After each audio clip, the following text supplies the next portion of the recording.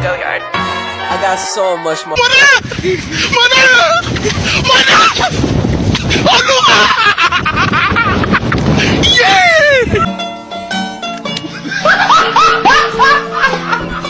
Are you ready, kids? Aye, aye, Captain! I can't hear you. Aye, aye, Captain! Oh! Fucking design on right now. Break it down, bring it back, make it clap. I got 3 old thoughts, new guap, where that dick, bitches on my line, and you know. Kamu pasti udah pernah dong belanja di e-commerce? Sistem perdagangan online ini pastinya sangat membantu di era serba digital seperti sekarang. Tapi gimana sih awal mulanya e-commerce? Seperti yang kita tahu, e-commerce membutuhkan internet. Karena itu perkembangan e-commerce dibarengi dengan perkembangan internet. E-commerce pertama kali dilakukan dengan memanfaatkan Primitive Computer Network, yaitu EDI, yang bisa mengirimkan dokumen antar mesin yang ada pada perusahaan lain dan pertama kali diperkenalkan sekitar tahun 1969 sampai 70-an. Berikut rangkuman perjalanan e-commerce.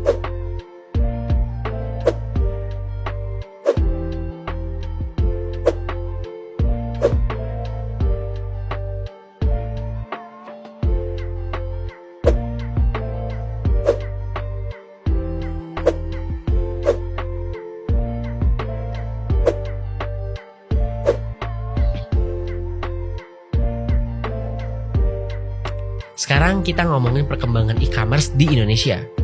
Kehadiran Indonet sebagai internet service provider di Indonesia menjadi cikal bakal dari terjadinya digitalisasi di Indonesia, salah satunya dalam bidang e-commerce.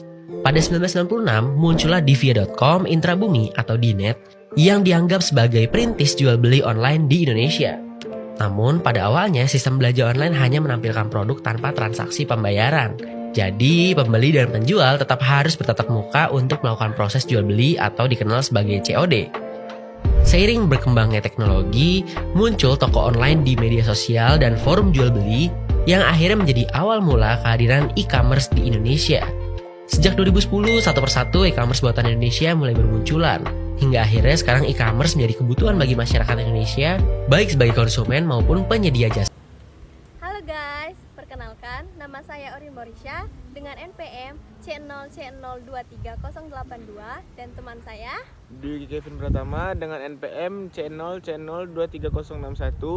Di sini kami akan membuat video tentang kasus e-commerce. Oke, lanjut saja ke videonya. Baiklah, di sini kami akan membahas tentang permasalahan e-commerce. Pertama, apa sih itu e-commerce? E-commerce atau electronic commerce adalah suatu proses terjadinya transaksi jual beli yang dalam prakteknya dilakukan secara online melalui media elektronik.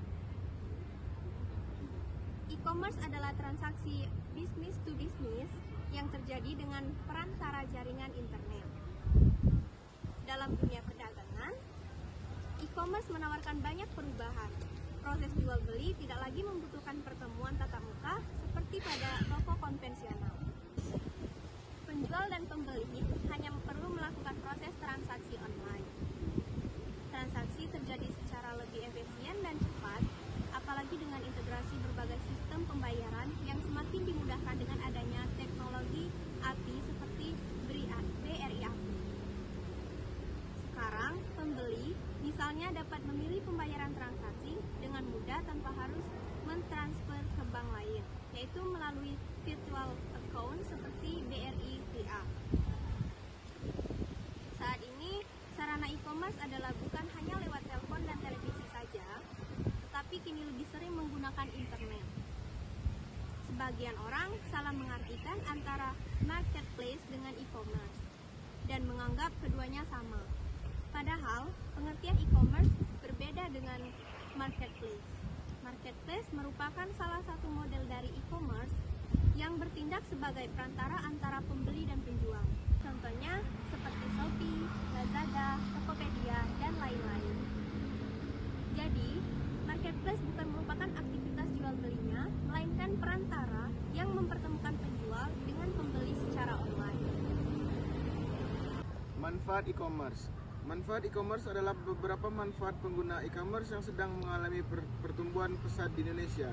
Yang pertama adalah biaya rendah, yang kedua adalah jangkauan luas, Yang ketiga adalah bisa dibuka 24 jam. Dan yang keempat, transaksi dan pengiriman barang lebih mudah. Dan yang nomor 5, tidak perlu stok barang. Dan yang nomor 6, bisa mempelajari behavior pelanggan. Berikut beberapa sistem pembayaran e-commerce di Indonesia. Yang pertama, direct debit. Yang kedua, virtual account. Yang ketiga, ada dompet digital atau e-wallet dan e-money. Yang terakhir, ada QRIS. E-commerce kan suatu media transaksi online. Menurut Kevin, apa sih keuntungan berbelanja di platform e-commerce ini? Untuk menurut saya keuntungan belanja di platform e-commerce ini mudahnya membeli barang tanpa harus keluar rumah. Mungkin itu menjadi suatu alasan kenapa orang belakangan ini sering berbelanja online. Dan Anda tidak perlu membuang waktu di jalan untuk belanja karena cukup melihat layar HP saja. Itu kan untuk keuntungan dan kelebihannya ya, Vin. Untuk kerugiannya apa sih? Nah, kalau untuk kerugian, kita tidak selalu merasa untung dalam berbelanja online. Ada juga kita sering merasa kerugian untuk berbelanja online, seperti produk tidak sesuai, belanja lebih boros, paket tidak sesuai, dikirim ke rumah kita dengan sangat lama. Untuk pengiriman, sering sekali masyarakat ini belanja online sering sekali mendapatkan pengiriman lama. Kelemahan dari belanja online itu adalah pengiriman lama untuk mendapatkan produk setelah selesai bertransaksi. Kita perlu menunggu beberapa hari sampai barang bisa kita terima. Hal ini karena proses pengiriman yang membutuhkan waktu sebelum membeli produk. Kita bisa mengecek estimasi lama pengiriman agar bisa tahu kapan produk kita sampai ke tangan kita. Apakah Kevin sendiri pernah melakukan transaksi pada platform e-commerce ini? Saya sering sekali melakukan transaksi pada platform e-commerce ini, tapi yang saya sebutkan, ada juga saya mendapatkan kerugian dalam berbelanja e-commerce dan ada juga mendapatkan keuntungan. Dan baru-baru ini saya memesan barang pada platform e-commerce dan barang saya belum sampai ke tangan saya. Apakah Kevin pernah mengalami ketidaksesuaian dalam berbelanja online? Saya pernah mengalami ketidaksesuaian berbelanja online. Waktu itu pernah terjadi, saya memesan baju dengan ukuran L tapi yang datang ukuran M. Dan saya langsung chat adminnya untuk meretur baju yang telah dikirim ke rumah saya. Jadi kekecilan apa kebesaran? Kebesaran lah. Oh. Orange sendiri sering berbelanja online kan? Iya. Dan apakah Orange sering mengalami ketidaksesuaian dalam berbelanja online? Nah, untuk hal itu pernah terjadi, Vin.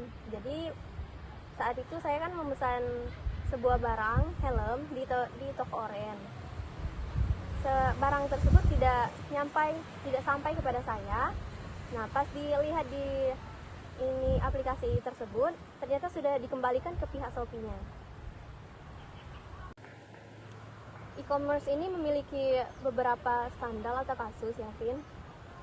Apa tanggapan Kevin tentang kasus Tokopedia yang dicuri hacker pada Mei 2020?